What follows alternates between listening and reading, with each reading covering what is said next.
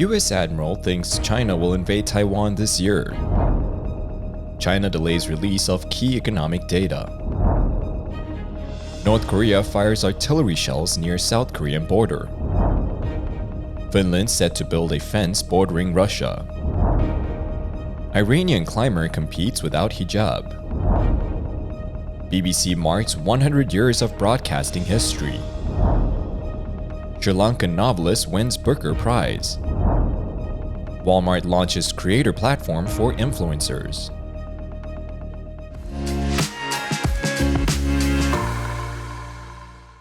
Hello, I'm Johnny. Thank you for joining us on FUNDAY News. It's Thursday, October 20th, and here are your top stories.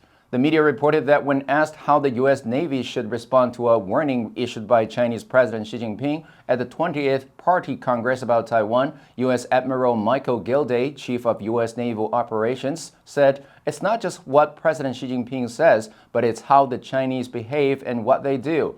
In a discussion hosted by the Atlantic Council, he said, "When we talk about the 2027 window, in my mind, that has to be a 2022 window or potentially a 2023 window. I can't rule it out." I think we'd be challenged, and right now the force is not sized. The U.S. Admiral said, "What we've seen over the past 20 years is that they have delivered on every promise they've made earlier than they said that they were going to deliver on it. So in my mind, that has to be a 2022 window or potentially a 2023 window. I can't rule it out." The media said Gilday's timeframe is based on an assignment last year by Philip Davidson, the retired admiral who was the head of the U.S. Indo-Pacific Command, that Beijing's military might try to unify Taiwan with mainland China within the next 6 years. According to the Statistics Bureau's website of China, it delayed the release of economic indicators scheduled for publication this week, including the data for third quarter GDP, originally scheduled for release at 10 a.m. on Tuesday. Also delayed was data for China's home prices for September, which had been scheduled for publication on Wednesday. The delays follow the unexplained delay in the release of September's trade data by the General Administration of Customs, which had been due out last Friday. 大家都能看到商品价格的这种实际情况。 Reuters said that the trade data was not released on Monday, and calls to the Customs Administration seeking comment went unanswered. An individual who answered the telephone in the media office at the National Bureau of Statistics said the change was due to adjustment to work arrangements, but gave no further details. The media said a host of other figures, which are typically issued along the GDP data, including industrial production, retail sales, and the urban jobless rates, had also been delayed. South Korea state media Arirang News reported that North Korea fired around 400 artillery rounds off its east and west coasts last Friday, violating a 2018 military agreement. Pyongyang's move came despite warnings from Seoul urging the regime to halt such provocations. South Korea's Joint Chiefs of Staff said none of the shells landed in South Korean waters. Rather, the shells landed in eastern and western maritime buffer zones, north of the northern limit line.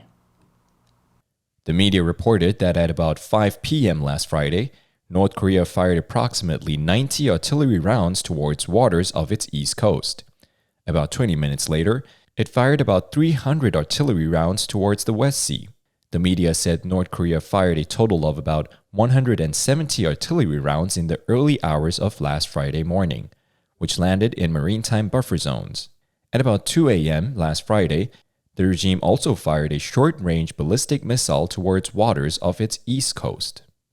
Finnish Prime Minister Sanna Marin said on Tuesday there is growing cross-party support to build a fence on the Nordic country's border with Russia, as proposed by Finnish border guard officials. The proposal has gained traction since Russia's invasion of Ukraine. Helsinki is concerned over possible large-scale and illegal cross-border migration. Many Russians have fled the country after Moscow's call for partial mobilization of reservists in September.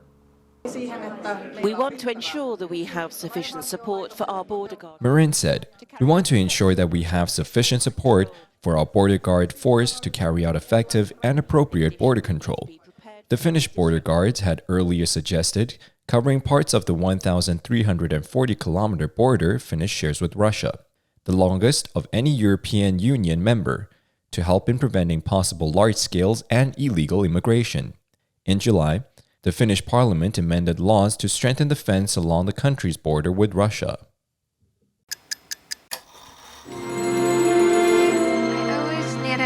on my own, I never thought I'd be here. I take your blessings with your heartaches too.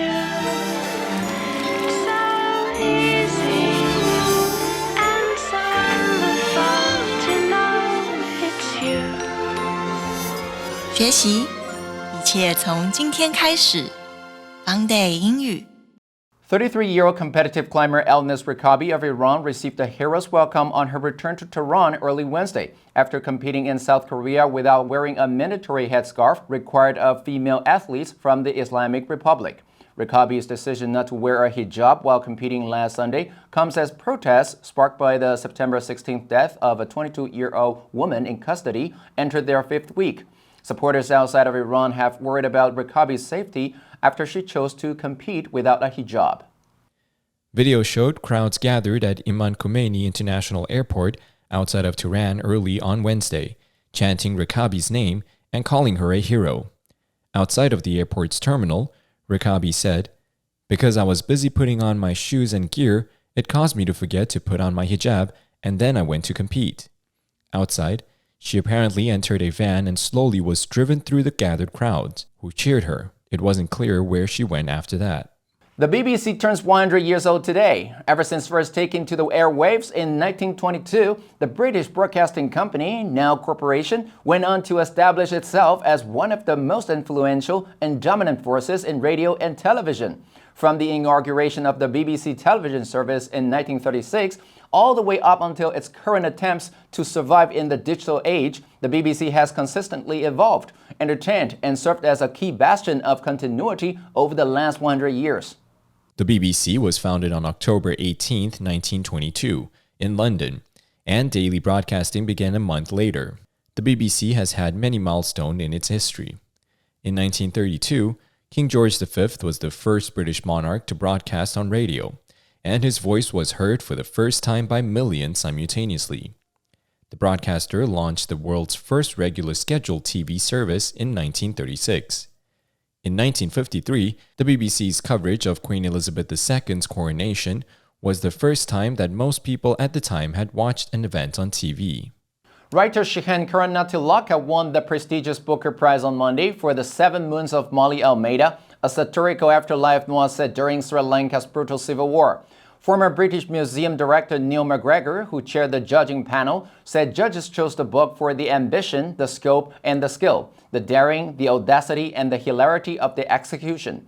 It's a book that takes the reader on a roller coaster journey through life and death, right to what the author describes as the dark heart of the world. The winner was chosen over 5 other finalists, including American author Percival Everett for The Trees and Elizabeth Trout for O. William, Glory by Zimbabwe's award-winning author No Violet Bulawayo, Irish writer Claire Keegan's Small Things Like These, and Trinkle Walker by British novelist Alan Garner.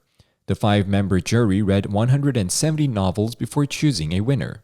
McGregor said all the books explored the actions of individuals in a world where fixed points are moving, disintegrating. The U.S. retailer Walmart said on Tuesday that it is out with a new platform for influencers called Walmart Creator. The company announced a beta version of the site at walmartcreator.com, which allows influencers and social media creators to monetize shoppable Walmart product recommendations to their followers. The company plans to fully launch the platform in 2023. Walmart's biggest competitor, Amazon, launched its creator-driven sales platform, Amazon Influencers, 5 years ago. With Amazon, creators make a fixed commission rate that ranges from 2% on TV sales up to 20% for Amazon video game recommendations that lead to a sale. According to Statista, U.S. sales made from social media are currently estimated at $51.8 billion this year and are expected to reach $145.2 billion by 2028. The media said Walmart creators who sign up for the platform will be able to share product links on any social platform or group of their choice. They will be able to earn revenue via commission. FUNDAY News will help you sharpen your English skills and keep you informed about international current events. If you want to know more about our other programs and keep learning about the world's most important topics in English, please click the link in the description below to join FUNDAY for free. I'm Johnny Wu, your host. I will see you next time.